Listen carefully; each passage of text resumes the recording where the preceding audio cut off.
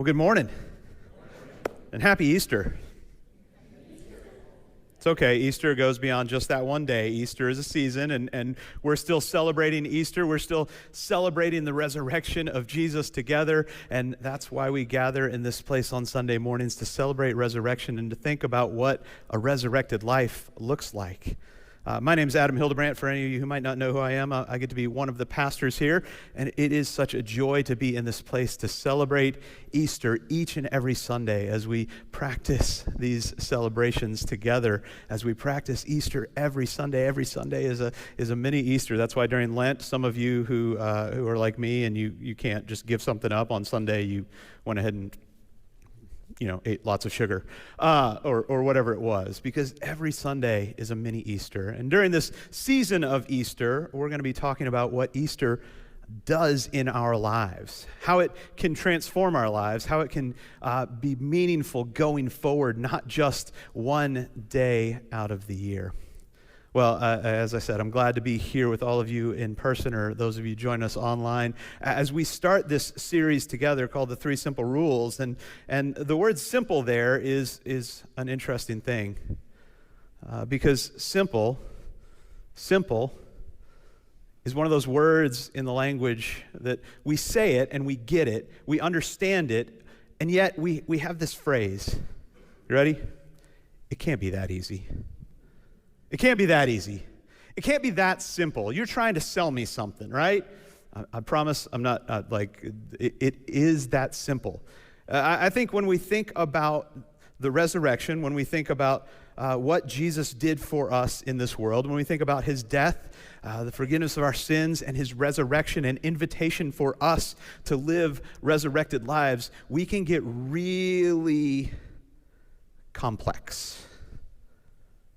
But I think there's a simplicity about the way that we're invited to live out the resurrection. And this guy, John Wesley, who was the founder of the Methodist movement back in the 1700s, he came up with these three simple rules for people who were a part of the Methodist movement. Notice I say movement, like that this is an idea that keeps going, that should be shared, that isn't just like a static thing. We have movement in our lives and in our church, and it should move us beyond just this place, just this morning. This morning? Anyway, I don't know what that means, but it's fine. It should move us. Wesley said that there were three things that he wanted his folks who were in their small groups together, who were meeting together, who were gathering together for worship, just like we're doing here today, to do. Three simple, easy things. Do no harm, do good, stay in love with God. Do no harm, do good, stay in love with God. Those three things, if we could get those three things right, John Wesley believed that we could live into the resurrection more fully, that we could live what he referred to as the good life, the best life, that life that Jesus talks about in John 10:10, where he says, I've come that you might have life to the fullest. That if we could get these three things right, we might see change and movement in our lives, in our communities, in our churches, in our families. That these three simple things that sound too simple to be true, if these three things got into our hearts and our lives and they became a framework for us to live by, we would live more full lives. We would live lives that were more in line with who Jesus has invited us to be. With who Jesus has invited us to be, that these resurrected lives. And the first one, do no harm, we listen to that and we're like, do no harm. Like, why would you even need to say that? Like, most of us would say, we're not out to harm anybody. That's not our intention. We don't wake up in the morning thinking about who we're going to harm today. If you do, if you'll call me this week, I'd love to sit down and just have a conversation. It's okay. We all have those days. If those days turn into weeks and months, let's have a deeper conversation about that. But most of us don't wake up in the morning thinking about who we're going to harm today. And so we all think, oh, well, check it off the list. No problem. I'm already living this better way. I'm already living the good life. But it's not just about hurting somebody physically. John Wesley's not talking about just hurting somebody, getting up and doing damage physically to somebody. Wesley's talking about something deeper, a way that we should live. Let me just kind of give you an example, because harm goes well beyond just hurting someone physically. If you take any, nice-looking family, they look like they've got it all together. They seem to be just doing all the right things. You'd say, yeah, they're living the resurrected life. They're living the good life. They're following the rules. Like a family like this, per se. Don't we look great? Right? We got our Easter best on. We were ready for Easter. Resurrected lives. We're there. We got I'm wearing a tie. I don't like wearing ties, but we look like we have it together. But if you take those 5 individuals that did not wake up that morning thinking to themselves, we're going to do harm to one another, and you put them into an enclosed space like, say, I don't know, a minivan. If you want to sound cooler, you can call it your swagger wagon. So you put them in a minivan, and it's amazing what happens. It's incredible to watch people who look like they clean up real nice. But you put them in a minivan, and all of a sudden, they're in an enclosed space where not everybody has control over what's going on around them. And more importantly, they feel out of control, and we feel like we are a little bit smaller, like we're not seen as much because we feel out of control. And all of a sudden, we're fighting, we're arguing, we're yelling, we're biting.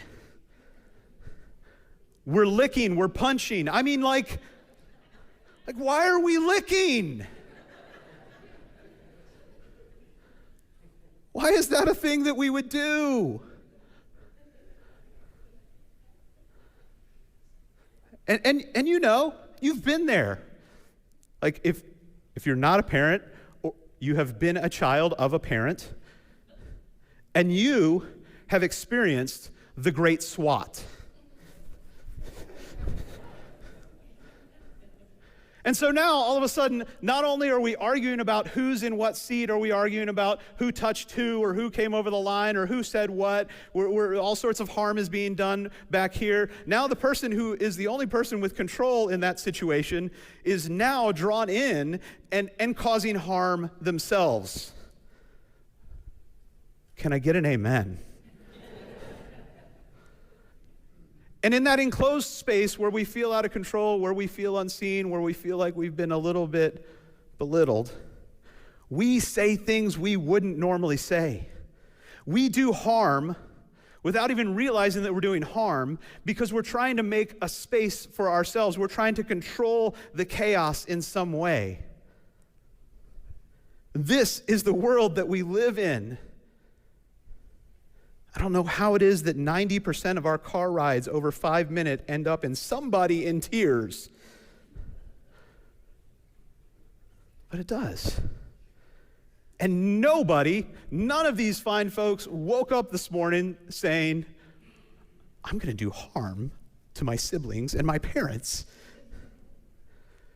None of the parents woke up this morning saying, I'm going to say something that I immediately regret saying. But when we feel out of control, when we feel like we aren't seen, all of a sudden we do things we wouldn't normally do. We take matters into our own hands, and then we say this, well, they did this, well, they did this, well, they did this, and then we go ahead and work it out on our own. We take any authority away from the person who actually has some authority in the situation by dealing with it ourselves. We say to our kids all the time, what do you want us to do? You already took care of it. You hit them, and now it's over. There's nothing to do. And all of it because we feel out of control. When we're out of control, we feel smaller, and we're easy to be angered. The Greek philosopher Epictetus said this. I love this quote. He said, any person capable of angering you becomes your master. That's heavy. But this way of living where we think about not doing harm on purpose, like where we're actively thinking about it. It's not just a passive thing where we're like, I'm just not going to do any harm. I'm just going to get in the car. I'm going to let them have shotgun this time. It's going to be okay.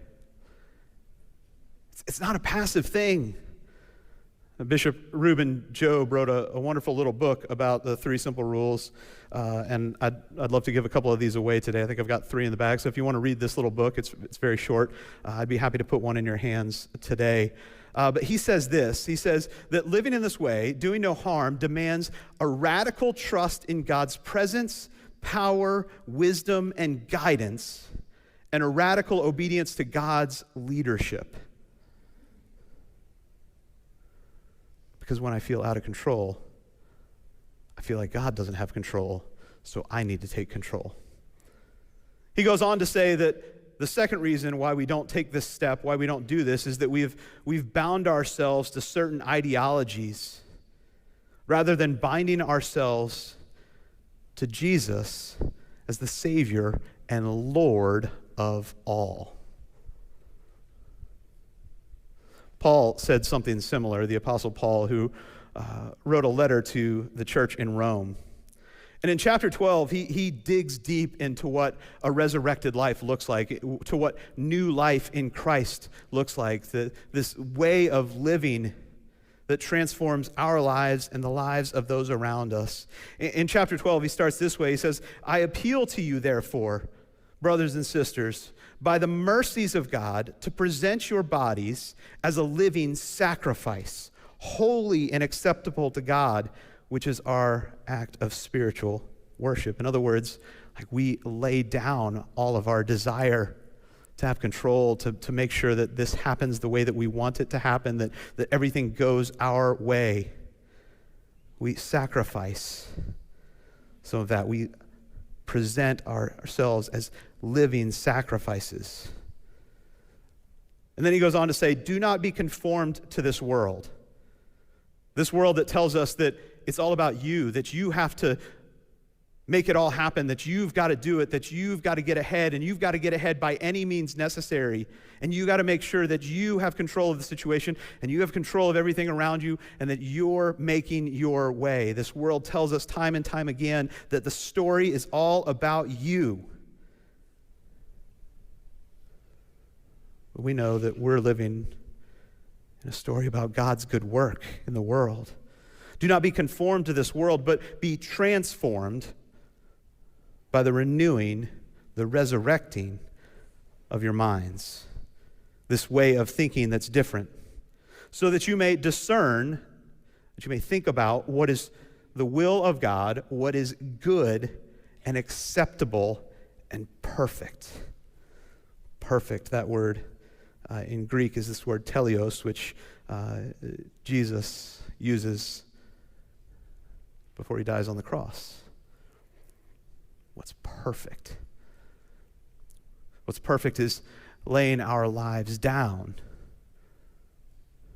so that we don't have to be the biggest person in the room. What's perfect is thinking differently about the world. Paul goes on to say more about this. For by the grace given to me, I say to everyone among you, not to think of yourselves more highly than you ought to.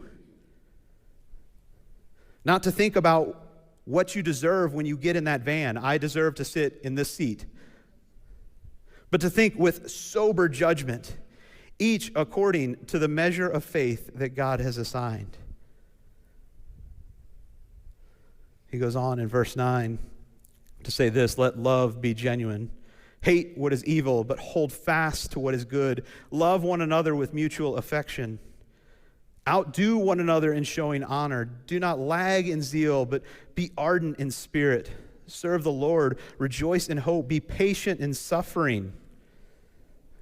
Rejoice in hope and be patient in suffering. Persevering in prayer. Not trying to grope for control and to make ourselves seem bigger than we ought to. Contribute to the needs of the saints. Extend hospitality to strangers. Bless those who persecute you. Bless them and do not curse them. Rejoice with those who rejoice. Weep with those who weep. Live in harmony with one another.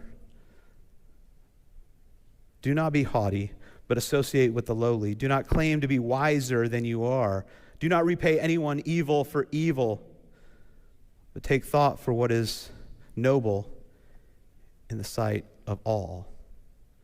If it is possible, so far as it depends on you, live peaceably with all. Paul is describing a way of living that is so far beyond the normal way that we live.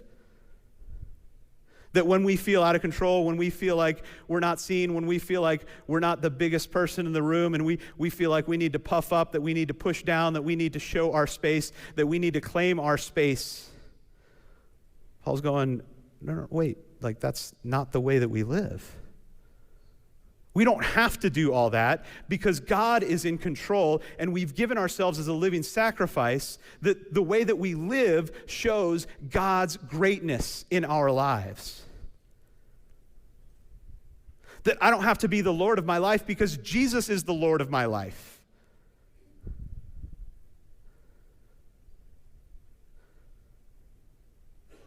If I trust God to do what only God can do, I don't have to take matters into my own hands.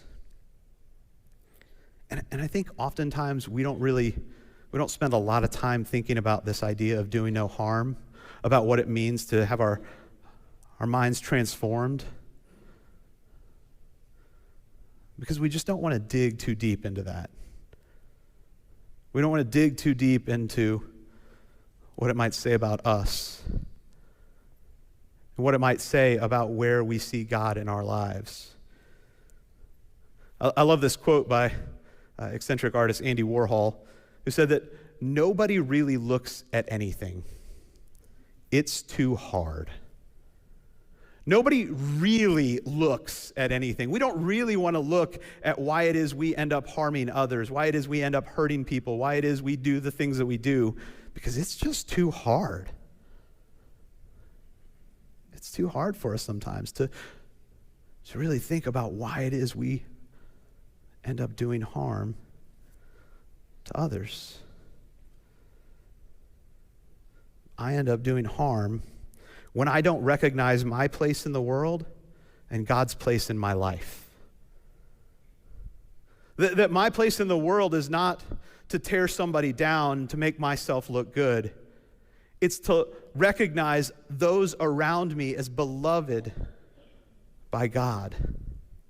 And if they're loved by God, if my mind is transformed and I've experienced resurrection and I've experienced the good life, if I've experienced that, I want that for them.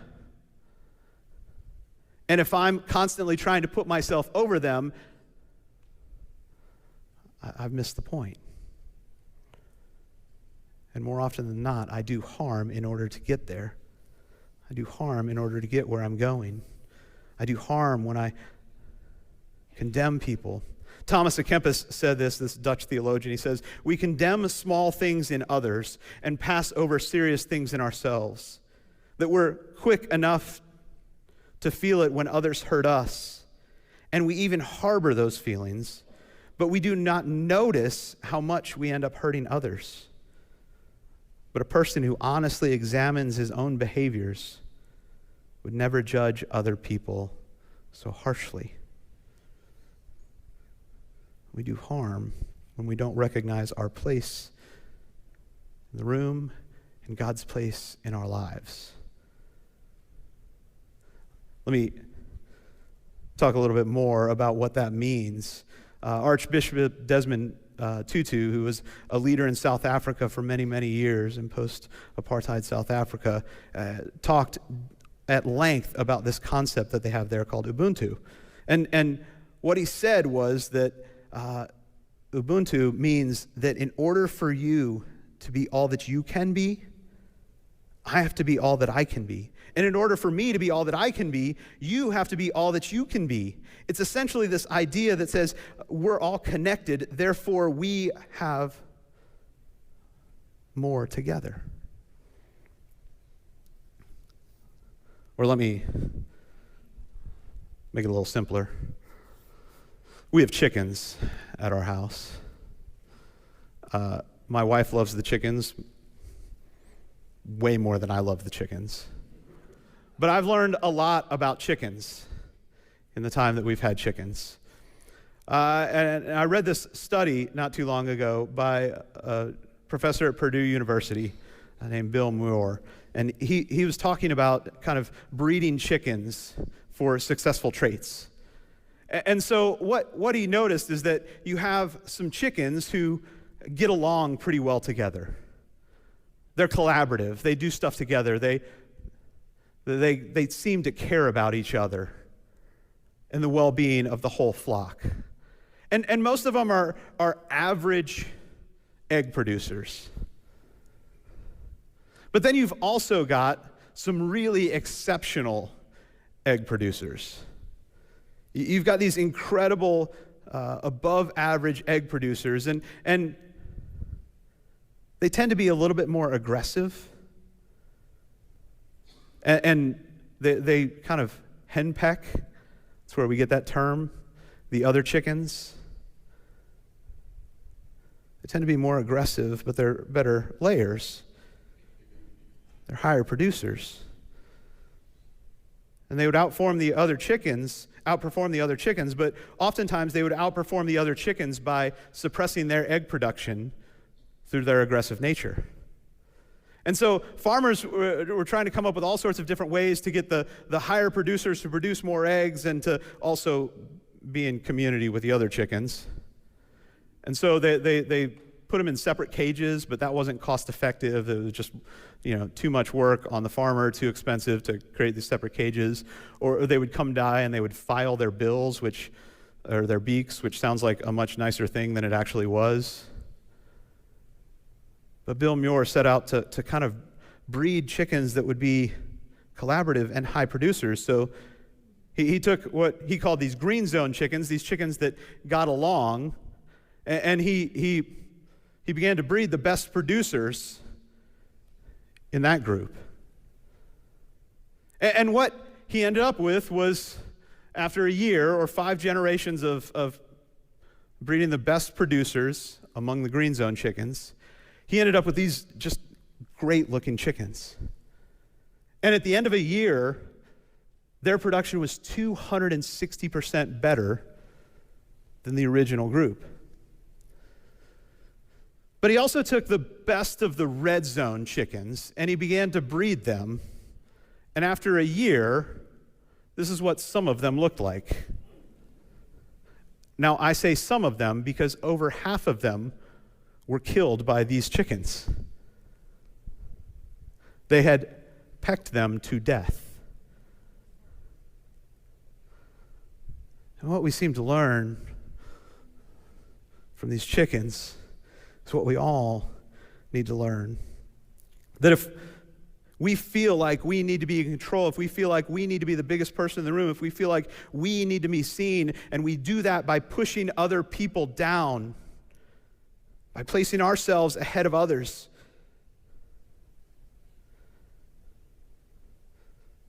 what we end up with is a world that's henpecked to death.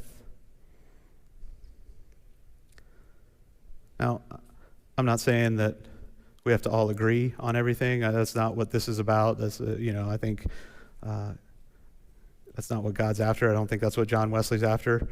But the way that we have conversation, the way that we live together, the way that we have community together, the way that we love one another well, the way that we serve one another well has to change, and it has to change by this first thing, doing no harm. The other two can't be done until we've done this, until we've given up our sense of control to God, until we've given up our lordship